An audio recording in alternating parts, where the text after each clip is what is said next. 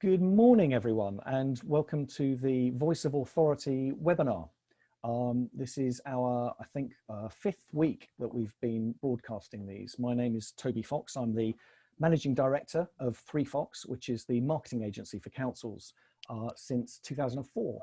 We've been running over 30 events a year, bringing councils and the development community together. And in these times, that might seem trivial.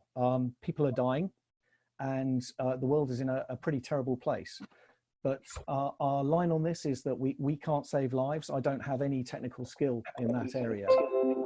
But I do know that the economy needs to recover. We need to get back to work at some point. We need to rebuild our country and the world. And our very tiny role in that at 3Fox is to try and keep the conversation going between the public sector and the private sector in order to stimulate growth and get those houses built, get those offices built, and get the economy back on track. And we're doing that by hosting webinars every week. Next Thursday, we're going to be turning our attention to the effects of social distancing on planning and consultation under the title Digital Consultation in Practice. And I hope you'll join us again for that. But today, our topic is workspace and commercial development post-pandemic. What is the new normal? That title was prompted by a webinar I was tuned into a week or so ago, in which a council leader asked, do we still need offices? Are co-working and hot desking and open plan office spaces a thing of the past, was what he was getting at. Has COVID-19 created a permanent move to working from home for a landscape changing proportion of the labour force? What do asset managers and designers and occupiers see as the long-term effects of social distancing on work style and workplaces? So to discuss these matters, I'm delighted to be joined by, yet again, a really superb panel of speakers and some great friends from the development community in Deirdra Armsby, the Director of Place Shaping and Town Planning at Westminster City Council, Stephen Platts, the Director of Regeneration at Southwark Council, and James Finnis, who as Head of Southeast Office Agency at JLL will be able to give us a slightly broader Southeast view on this subject. We hope to revisit and look at non-London scenes in commercial development and workplace later this year. But today our programme is to have a couple of panel discussions. We're going to start off in a couple of minutes with a discussion around the effects on work styles and workplace design of the pandemic.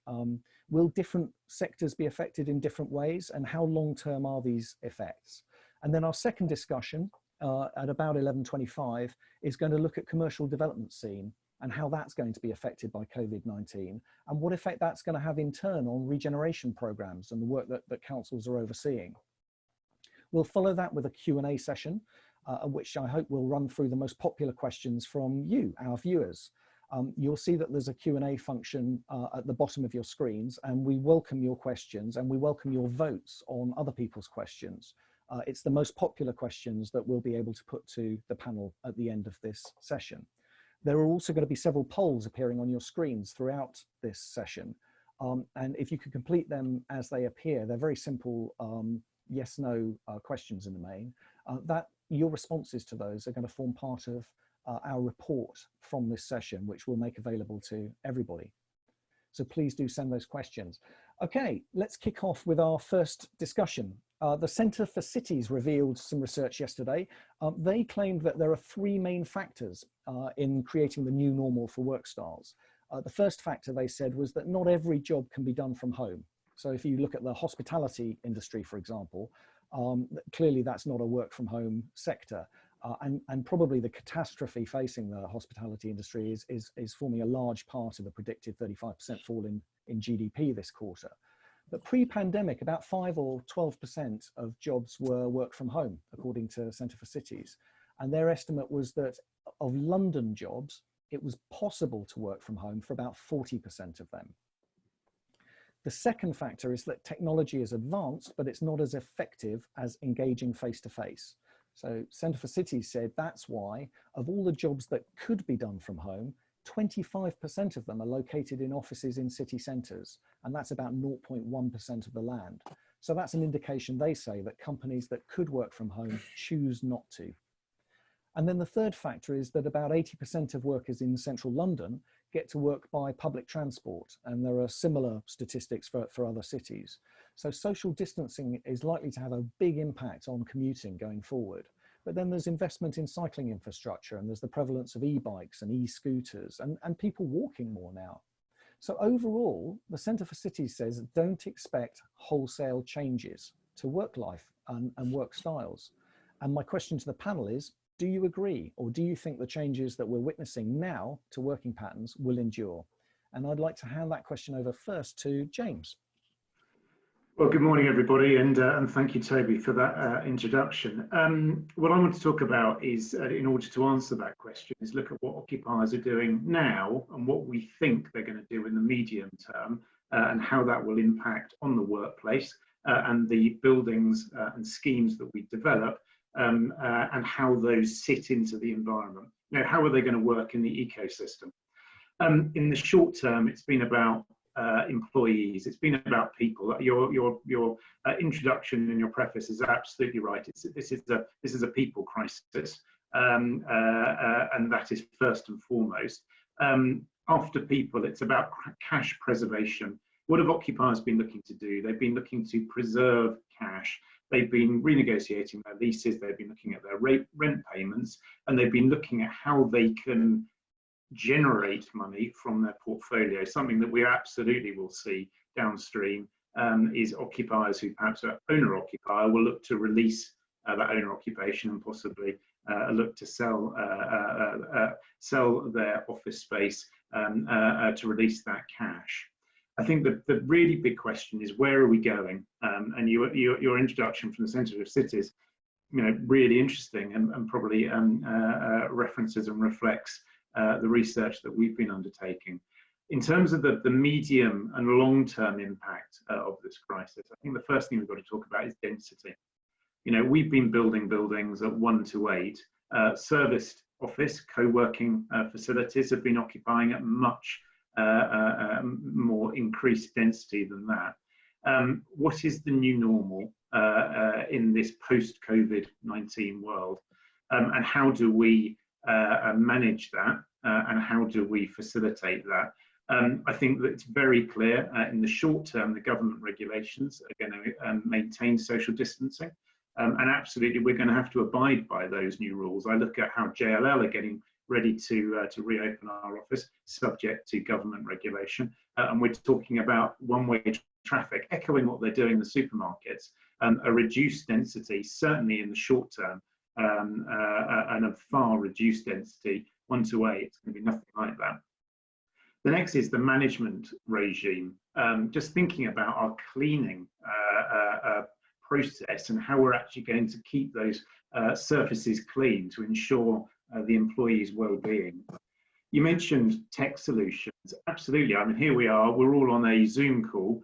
It's pretty safe to say 2 months ago I hadn't used Zoom. I'm very familiar now with the inner workings of Teams, and we're all very familiar with that. Nevertheless, the really big question for me and for employees about productivity.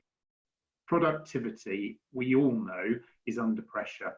How do you drive innovation when people are disparate? How is that facilitated? How does that work? Is it Zoom? Does that really work to give your team and your employees the ability to leverage that accidental connection that we've all been striving towards in our workplace and in our workplace design? Why do we have big breakout areas for your free cup of coffee? Because I want to bump into that individual, come up with that new idea that's going to drive and generate my that next idea and that next bit of business.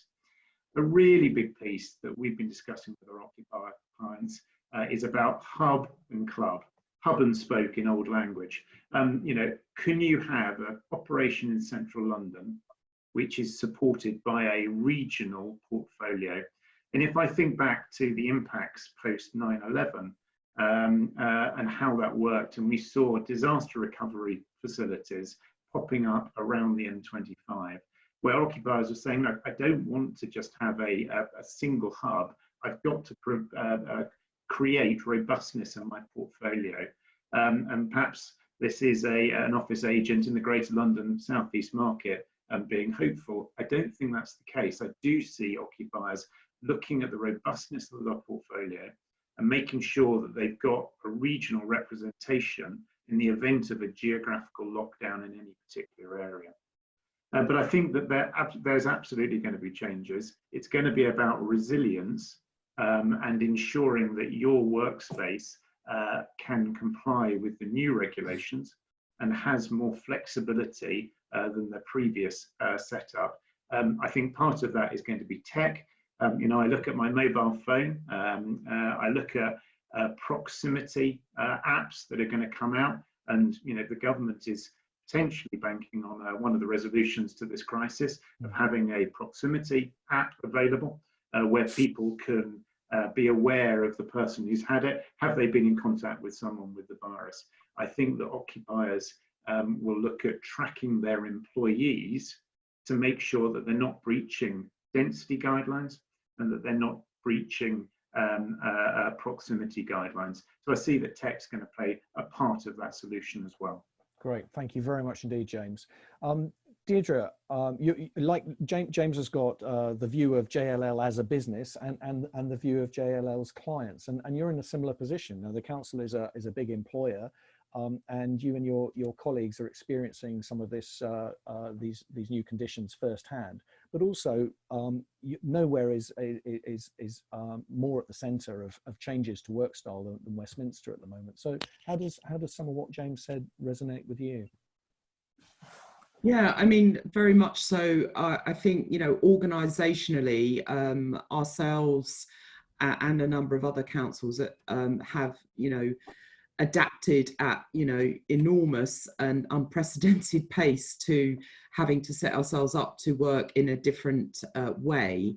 We, I think, you know, were ahead of that curve. We were all completely equipped for the last 2 years, really, to operate as we have now started to operate. Everyone, you know, had all the tech, etc. I mean, like a lot of these things, we were probably using, you know, 10% of its capability, and, you know, there were certain patterns of working from home, but I suppose I'd describe those as relatively modest to an extent. But we've obviously embraced it, you know, wholesale, and in the last few weeks, you know, we've set up, done completely new things from our bedrooms and our living rooms, etc. So we've established, you know, a virtual planning committee. We've run 2 of them, and you know, so it wasn't just go away, use the great equipment that you've got, and try to sort of keep the show on the road, which absolutely is what we're trying to do. But it was also innovate and do something different, and do that collaboratively but remotely. And we've done that, you know, amongst ourselves as staff, and also assisting our councillors to, you know, play their role into that. So I think the organisation has, you know, it's been really remarkable, people's commitment to making it work.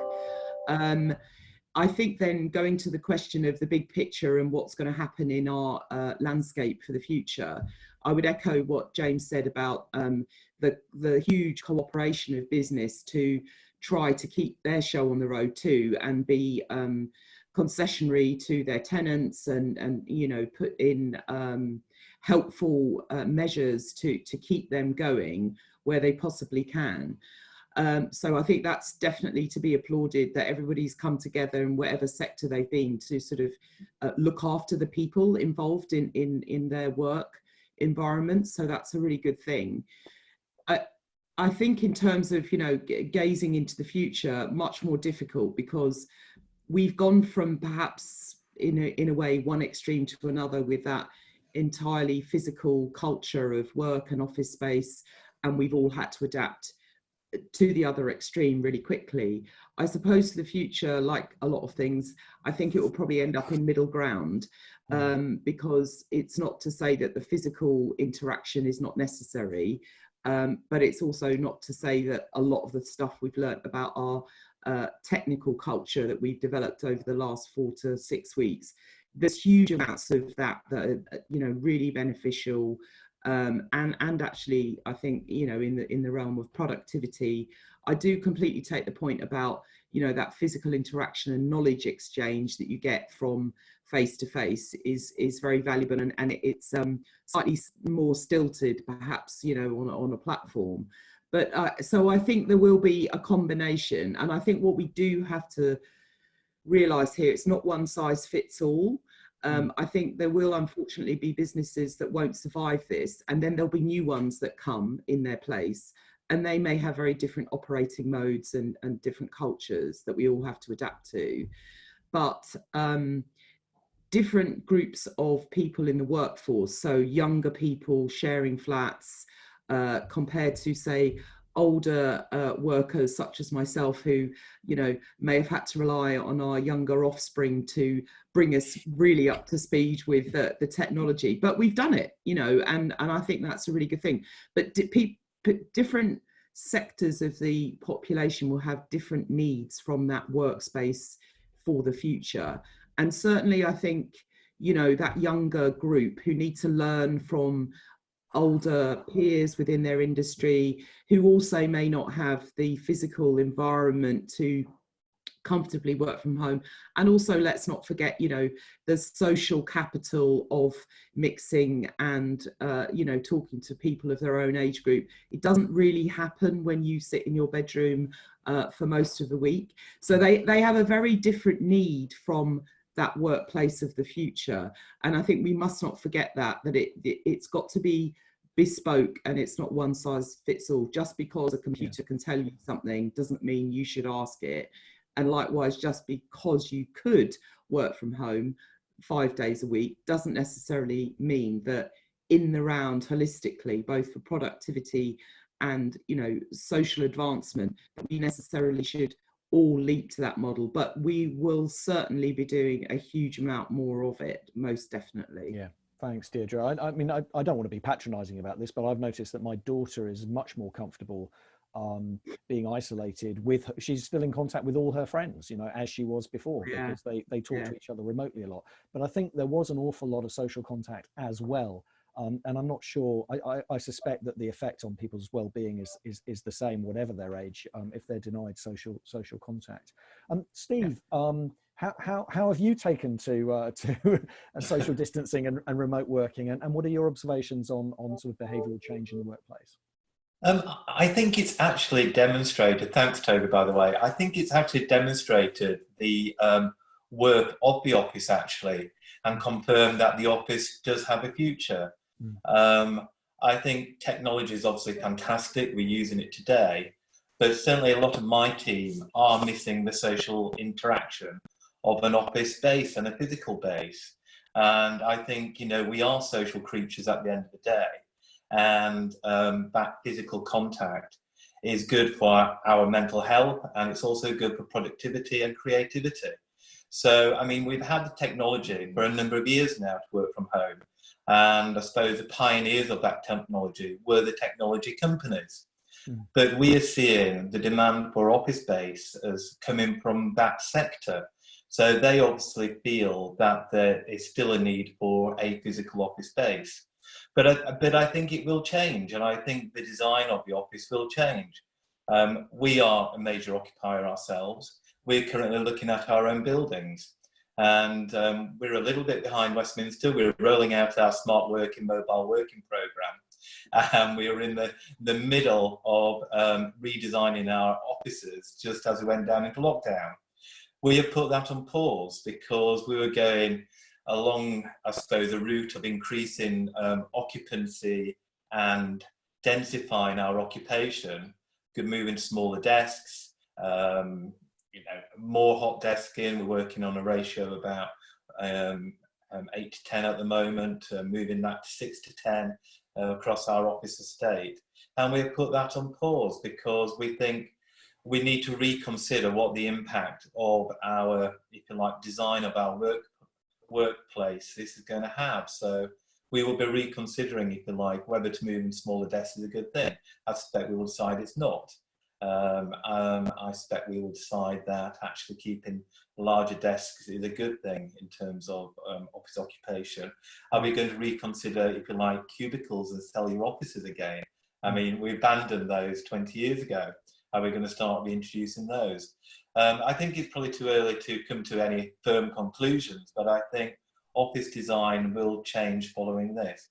And I think the occupation of offices will change as well. I can see absolutely more people working from home, but if you like, an office will be still the primary base for a large number of employees, and splitting their time between working from home and working in the office. Yeah. I think a real challenge as well, what's come out of, if you like, the current lockdown, is the limitations of people's homes for working from home. Yeah. So our homes were not designed as offices. So it is not great if you're at a kitchen table, bent over, a kitchen table and a kitchen chair for 7 hours a day, when there's more than one person that, in an open plan living room trying to work from home. And, we do have to consider that and people's not only, mental well-being, but physical well-being, working environments, which would be unacceptable in a corporate environment. So I think things will change. I think there still is a role for officers, absolutely. But I think the detailed, if you like, way we occupy those buildings is going to be reconsidered, and we will have to bring on new ways of working within those physical environments.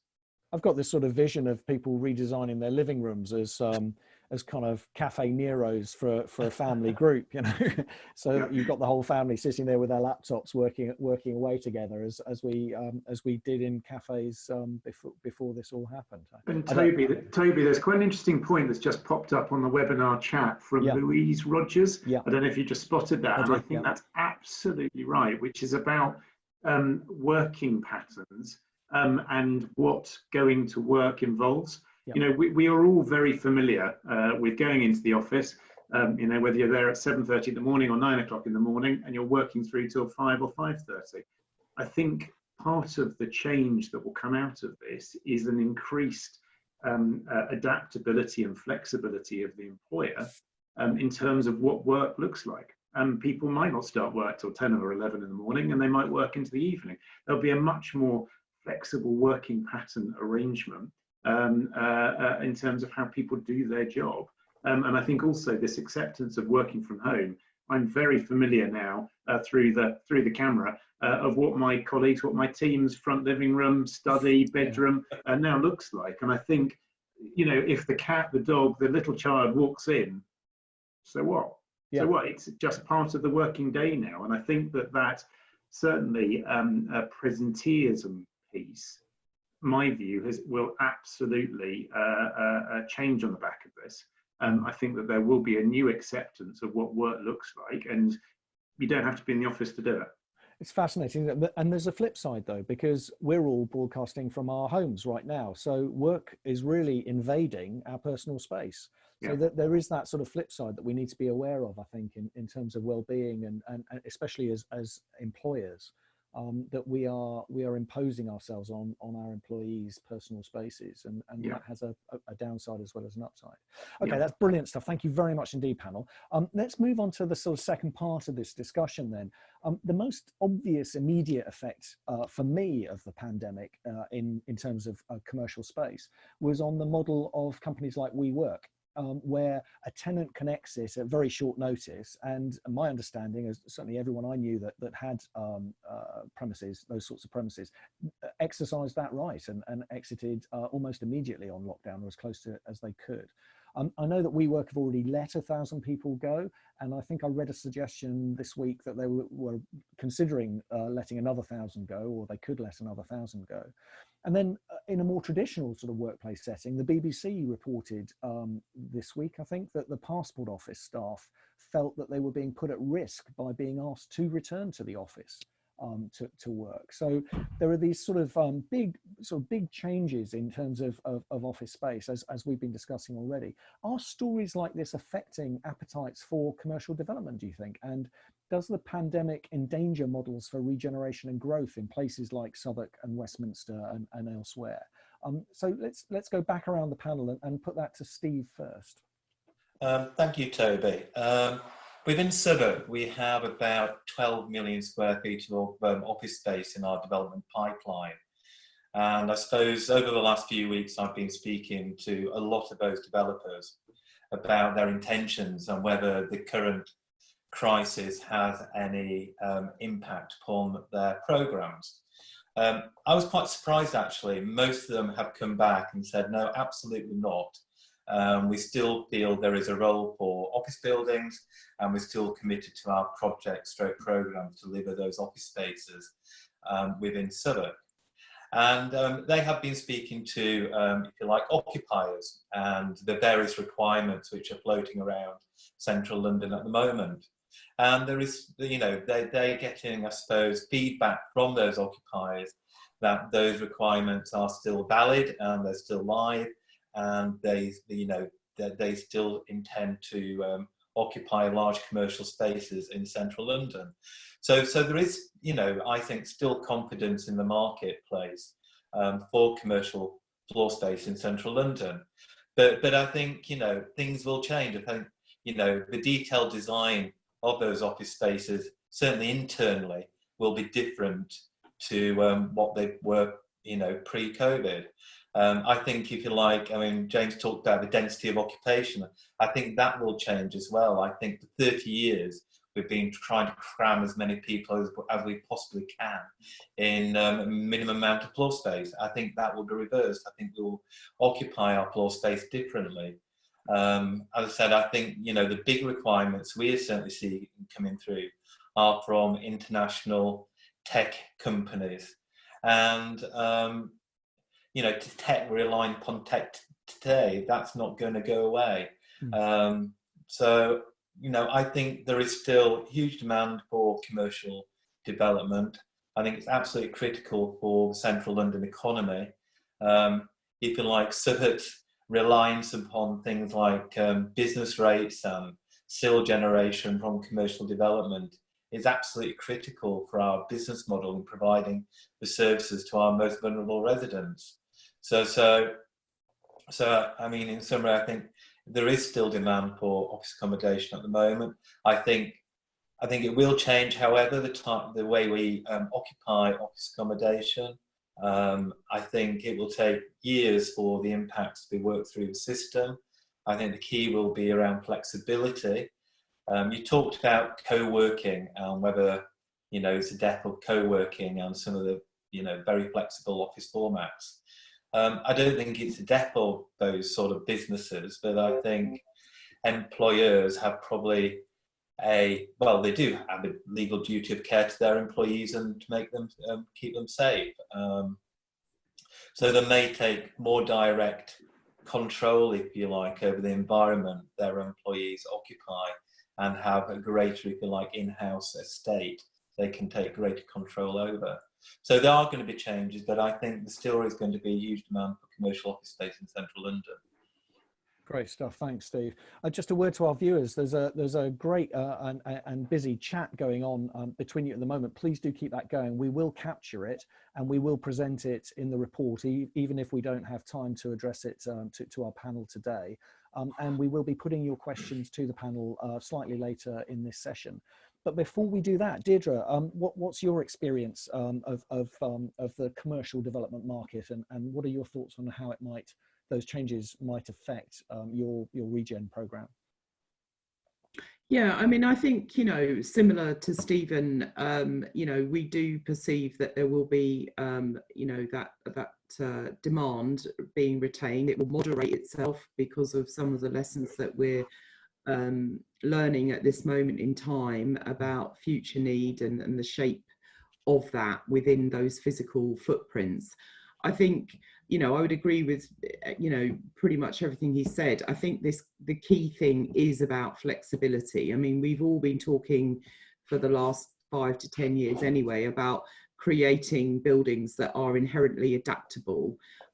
Whether or not we have achieved that may be borne out now in the future as people try to adapt what they have to different patterns and different requirements from that physical space.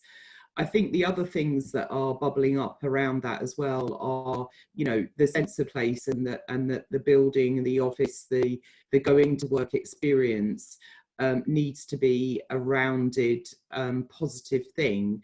And you may argue that in order to build confidence back up into people's desire to travel, that, you know, is the fact that when they get there, it's just more than, you know, a desk in a building. I mean, that's quite challenging at the moment when some of the sort of wraparound services, facilities, going to the theatre after work, you know, cafes, restaurants, you know, will they exist, or will you just be going there for that single purpose, which is somewhat contrary to what we've been trying to create around commercial areas, that they're not, you know, soulless, characterless. And in central London, we have great natural assets to make sure that isn't the case, and that there is this sort of multiplicity of purpose when you go somewhere. And I think, you know, having time for that the whole place to recover, and join up again and be that big offer, you know, that's something that will take a while. And it, you know, the whole confidence in travelling into London on public transport is a phenomenally important issue, and very hard to imagine how you could social distance on a tube without it taking huge amounts of time to get to work. I mean, I think about that for my local station. If each tube could only take a third of its current passengers, I'd probably have to stand outside it for 4 hours to get on a tube, you know. So that there's lots of things like that. But I do believe, you know, from the previous comments we've made about people's inherent desire to have that physical contact, that there will be a market. I think that, you know, the jury's out about how big that is, but it definitely have to be flexible, because once having been through this experience, we'll always be conscious or worried about, you know, if it happened again, or how long is it going to take to remove ourselves from this particular immediate human threat. And I think everyone will adapt and have a plan, I guess, to make sure that they're not back in that position. I think, you know, the central area will survive. It will reinvent itself. It's got, you know, a huge history of doing that, and I have no doubt that that will be the case in the circumstances we're in. I think one of the other sides of this is, though, in a way, the value of the local, and, you know, the suburbs and sort of further southeast that we all live in, and the economy of those local areas. You know, they may develop perhaps more micro office markets, but I think that's a possibility in a way that perhaps economically had been disregarded before.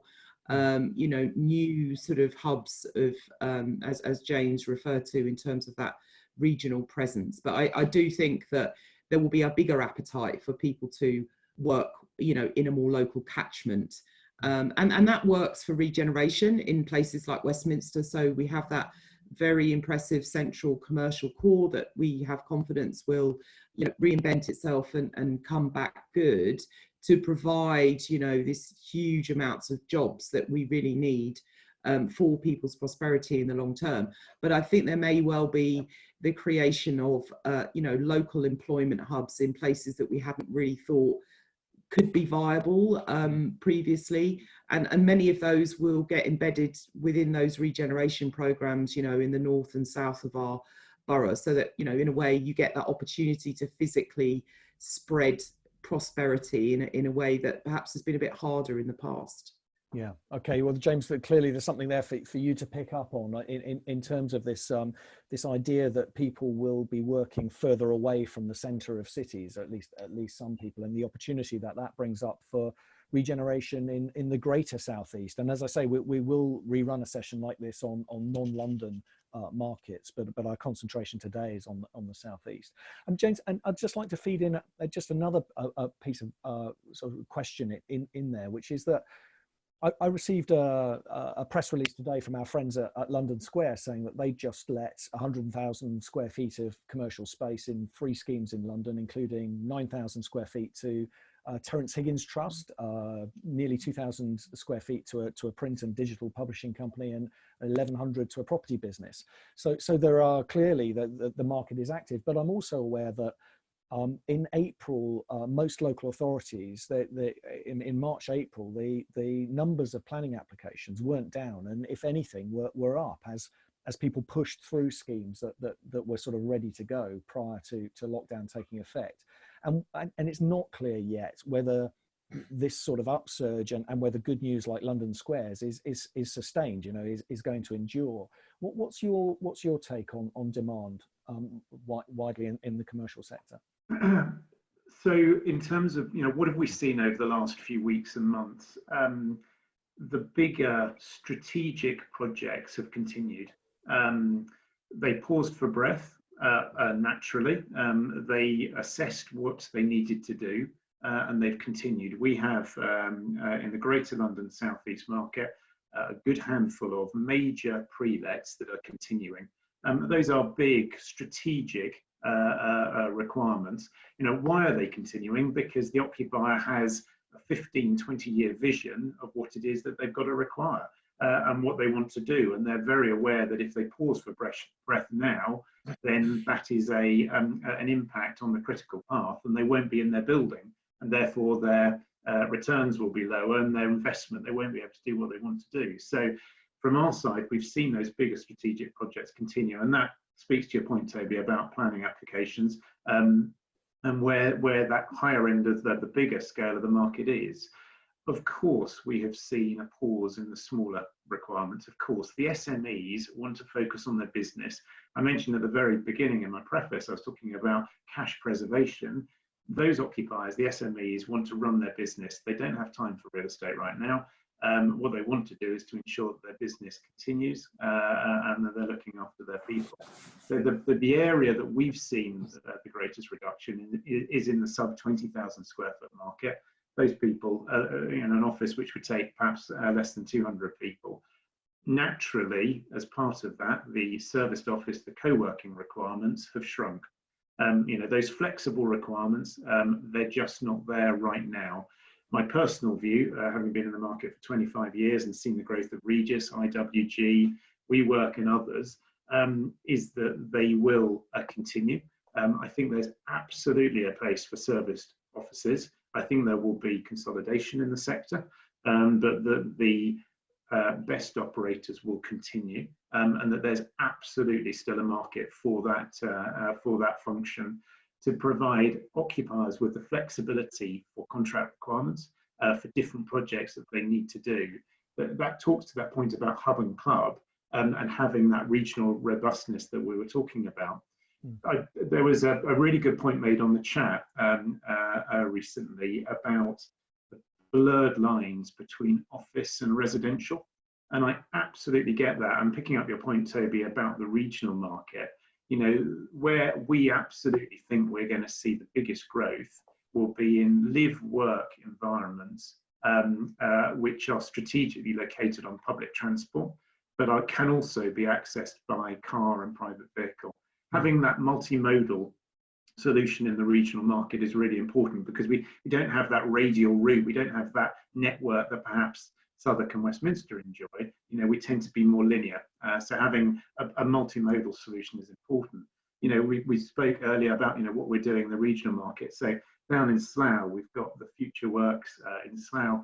You and I and Ashby Capital, big scheme, a big office scheme. But it's got all of this live-work environment around it. Load of new flats coming through, which is going to give flexibility for the employees. Down at Station Hill, Reading, again, a live-work environment. It's about office and residential. And I do think that's going to be a key piece for the future in terms of the employees who are thinking about this commute. There's been quite a few comments on the chat about the length and duration of commute time. Do people want to get on a train? Do they want to get on a packed piece of public transport? Or will they look for more flexibility to walk, to cycle into work? And I think that's going to be part of the new occupational narrative. And I think, as I say, just coming back to your base question, the bigger requirements are continuing. as occupiers return to work, we will see these smaller requirements coming back into the market, but they will be more sophisticated in terms of what they want and what they are expecting the developer to provide. That's not just occupier, that's not just workplace design, it's everything else that's going on around them. And as I say, it goes back to that point about live work. I think that employees and the graduates who are coming into the workforce are going to want something different from what's gone before. Yeah, fascinating. Well, let's go over to our viewers now and see address some of the things that are exciting them. And top of the list, and no surprise, and it's probably top of my list as well, is PD. So Deirdre and Steve, let's start with Steve. I'm going to assume that you would view PD as not a good thing, but tell me if I'm wrong, and tell me if you think we're going to see an explosion of office to residential conversions, as Jan Goodeve asks. I think we've never thought PD was a good thing, and still don't think PD is a good thing, and has potential not only to undermine the quantum and the quality of office space, within our central business areas, but provide substandard residential accommodation. I know that, the government sees it as part of the answer to the housing crisis, and we've never actually seen it as that. And if we want to build homes, we should build properties designed to be homes. I suppose, there is, in theory, if there is a huge reduction in the demand for office spaces within our central business districts and central London, they could be put to alternative uses. But I don't think permitted development is the way to go at all. Yeah, Deirdre, you echo that view? Yeah, I mean, I think that, it's not necessarily inherently that the idea of permitted development is wrong. I think it's perhaps the way it's been done, and it didn't have enough criteria around it to guard against what has come through as some of the very big challenges, not least of which was in some boroughs in London, they completely lost their employment base because residential was a higher value use. And that I think in circumstances where you've got redundant office space, that there's something to be said there, but I think where it's live, and this has been the lived experience of it, that hasn't been very successful because there weren't enough safeguards around it in terms of the standards to be set, etc. And I've been in some of these conversions, and they will be places that people who are currently working from home will very much struggle with because they're very small. It's not been a whole place solution, they're standalone and not in the best of locations. So I think it's not inherent in that PD as a process is wrong. It's just that it's definitely not been sophisticated enough to create good spaces for the future. I think the other issue around moving towards that leap, that's very much driven by a particular type of bricks and mortar value, but actually we value our office space for lots of other reasons. We've already talked to the top around why employment and is good for people's physical, mental, social, intellectual health. And if we lose one type of employment, I think our first port of call should probably create another type, whatever that may be.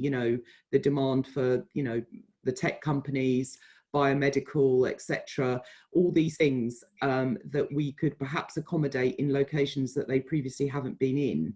I think that would be a preferable way to go. So we preserve the employment benefits of that floor space rather than leaping to the residential where it may not always be the most appropriate location. We've got to build better, we've got to build more homes, but we've got to build quality homes because they are the things that will sustain us for the future. And I think people's, store against a good quality, well-designed home in the right place, has ratcheted up in recent weeks, as opposed to just accepting the fact that you could perhaps relatively easily create the quantity. I think it's all about the quality as well. Yeah. James, what's your take on permitted development?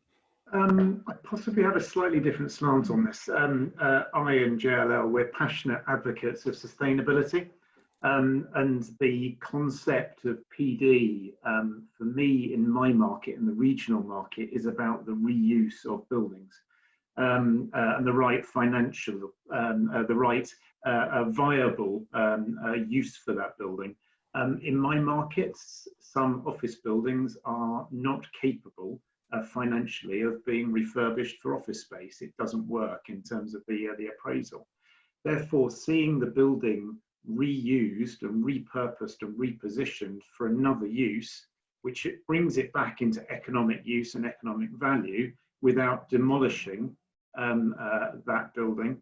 As I say, from an embedded carbon point of view, putting that in a skip and making that hardcore, personally, I would rather see that part of the regen process and to become residential. If I look at the PD piece, we've seen many buildings in my market, Greater London South East market, go from office to resi. Broadly, it's been a good thing, broadly. Deirdre, you're right. There are times where perhaps it's gone too far. Perhaps there could have been more regulations around it and around the quality of residential that it's creating. But as I say, it's broadly been positive in terms of driving regeneration in areas where we've had surplus office space that wasn't financially viable to be repositioned as offices. Therefore, to see it being reoccupied as residential, bringing in new employees, bringing in people who can use the shop, the sandwich bar, the coffee bar, all of those other facilities is a positive. So as I say, my view on it is perhaps slightly differently. I do think, and it's interesting, here we are nearly 50 minutes into the discussion, we haven't touched on sustainability, and the impact of carbon net zero, which is crucially important. What we can't do, and COVID-19 is literally a global crisis. Sustainability is a global crisis. We absolutely mustn't lose sight of that in the context of all of these discussions, and how we develop, build, and regenerate after this crisis. Yeah, that's a very fair point. Viewers, a number of you are raising your hand and trying to get into the discussion. I'm afraid for better or worse, I'm exercising a command and control approach to this webinar. Please use the Q&A function in order to put your questions to the panel, and democratically I'm going to put the most popular questions, the questions that the viewers are voting for, to the panel. So let's move on from PD. I'm just going to skip down slightly to something that has come up in a couple of previous conversations. Oliver Deed asks about the London plan and local plans. Steve and Deirdre, do you feel that your local plans need to be readdressed in order to take account of changes to sort of work styles and workplace behaviour and demand for commercial space? Let's start with Deirdre. Yeah, well, Westminster are at a very advanced stage of their local plan. So I suppose it has been looked at in terms of, is it sufficiently flexible for a future that's a little less defined in some arenas, but I think the core pillars of it, they hold good, and it is in any case more about having more flexibility, embedding and emphasizing sustainability for the future, and also the value of place and looking at things more holistically, as well as as you would expect, the ability for our sort of the heritage parts of our landscape to be preserved, as well as adapted for the future. So I think overall we think it is sufficiently flexible and certainly hugely more beneficial than having to deal with the combination of existing plans, some of which are very dated, so really don't talk to any of those issues in the way that the current the current framework does. So I think if you felt it was too, it was very rigid for the surprise and difficulty that has come our way over the last 6 weeks, then, you know, certainly sensibly it would be reassessed. But it is advanced, and we do consider it to be sufficiently flexible as we move forward. Steve, how confident are you in Southwark of the local plan and whether or not it needs redressing? Well, I think we're at a very similar stage to Westminster, actually. So our new local plan, the new Southwark plan, is very well advanced. We're preparing to go to public inquiry on it. We have looked at it post COVID-19. We think, again, it's sufficiently robust and flexible not to require, if you like, any major changes or updates following COVID. I think one of the greatest, I suppose, emphases we have within Southwark is around whether it's residential, commercial or mixed use, is sort of mixed use neighbourhoods. So we've always been an advocate of mixed use, so mixing commercial with residential across the borough, particularly in Bankside, London Bridge, but also rolling out to our new areas of regeneration development at Canada Water, where the British land scheme at Canada Water is approximately 50% residential, 50% commercial. And we've always seen a huge advantage in that approach in terms of mixed use areas to reduce, you know, the reliance on public transport, transportation, commuting, and to create a vibrant and exciting neighbourhood. So a lot of our plan is based upon around those sort of sound principles, which I think still stand. So we're not expecting any major changes to the new Southwark plan. Can I just come back on the previous point around permitted developments, actually, Toby? Yeah. Because I think I'm an absolute advocate for reusing buildings, but I don't think you necessarily need to reuse buildings or change the use of buildings through the permitted development route. You can still go through a more traditional planning route, which I think will ensure that the quality standards can be maintained in those buildings. And quite interesting, over the last 3 or 4 years, we've seen buildings which you probably would have expected 10 years ago to be demolished, to coming back into different uses. So we have things like the print works at Canada Water, the former, you know, printing hub for the Evening Standard is going to be converted to offices. The biscuit factory in Bermondsey.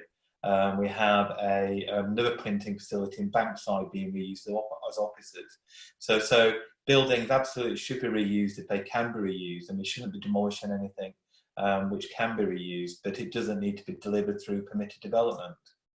Yeah, I think that's a fair point, and echoes a number of the viewers. So there's a lot of chat that I think would chatters that I think would agree with you, Stephen. James, would you like to comment?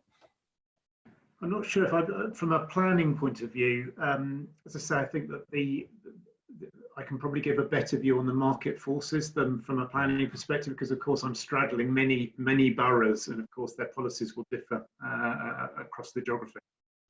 What about in terms of local plans? Are you able to comment at all on what you're seeing happening with local plans? Do you feel that there will be a lot of readdressing? Yeah, I think from what I've seen, you know, the local plans, many of them are still, you know, being drafted. You know, it's about the town centre and how they can activate and regenerate the town centres in their areas. As I say, I think this is probably one that Stephen and Deirdra are probably better able to answer than I am. Okay, well, look, we're getting a lot of questions that I think would feed into another discussion on really specifically on workplace design, on things like maintaining the primary use of homes while using homes for work as well, and better standards for homes so that they're fit for purpose and so on. So forgive me, viewers, if I don't put those questions to the panel. But there are some things that I think would be interesting to address now. What other asset classes, asks Daniel Partridge, than office and resi implicit to a successful place? So do you foresee a fire sale or of investor or developer exodus from other asset classes, which could also jeopardize the offer of a place? Steve, in particular, looking at Southwark and the communities that you're creating there and the places that you're creating, what's your view? Is there going to be a fire sale? Again, I think it's very difficult and probably too early to say for certain what the impacts are going to be.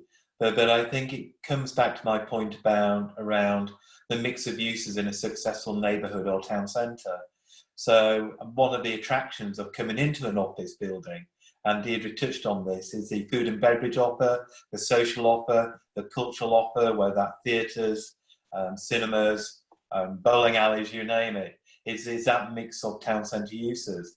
And I think, the challenge to the food and beverage sector and the entertainment sector and the cultural sector is enormous. And obviously that's I think a different topic for discussion, but that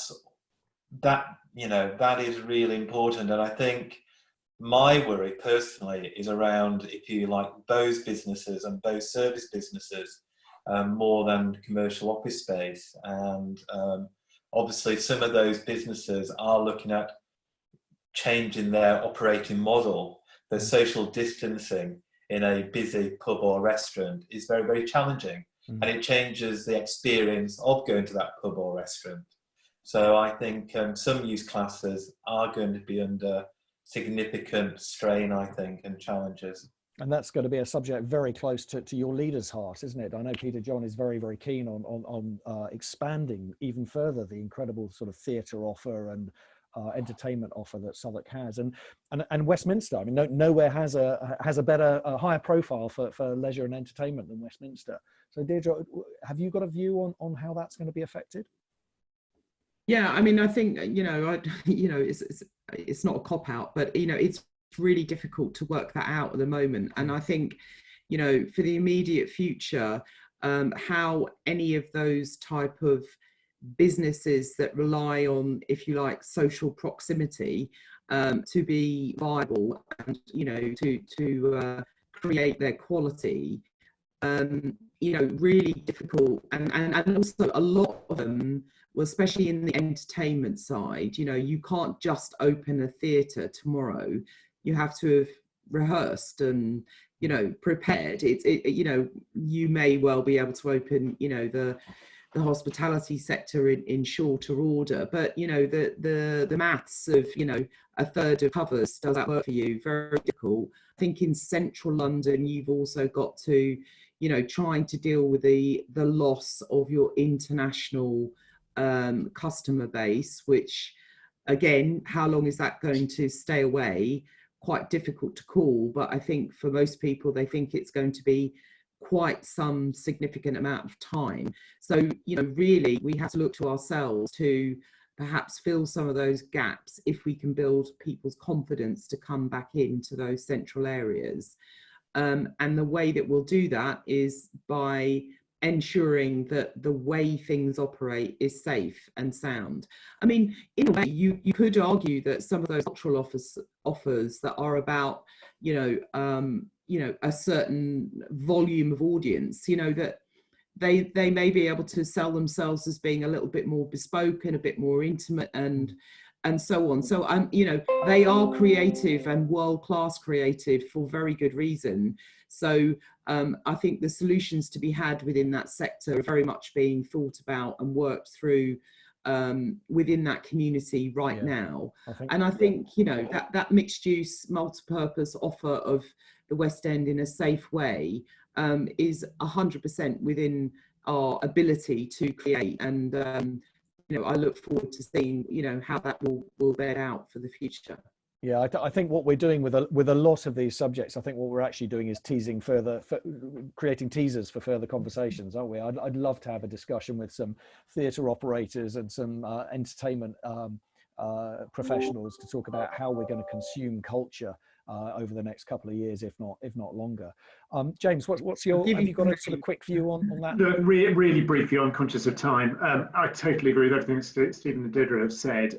We have been for many years seeking to create the right ecosystem for the office occupier. It's about the environment, it's the creation of place. It's not just office space, it's all of the other things that go on around it, the leisure, the coffee bar, the restaurant.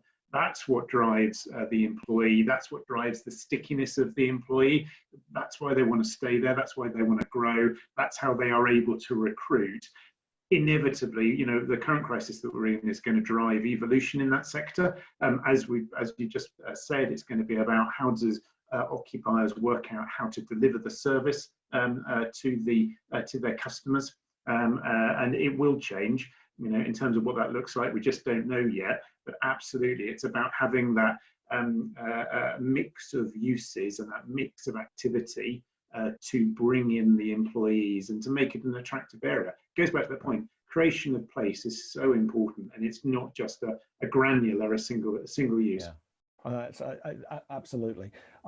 Well, it's been an absorbing discussion, an enormously speculative discussion. It was always going to be speculative, and you've speculated brilliantly, panel. So thank you very much indeed.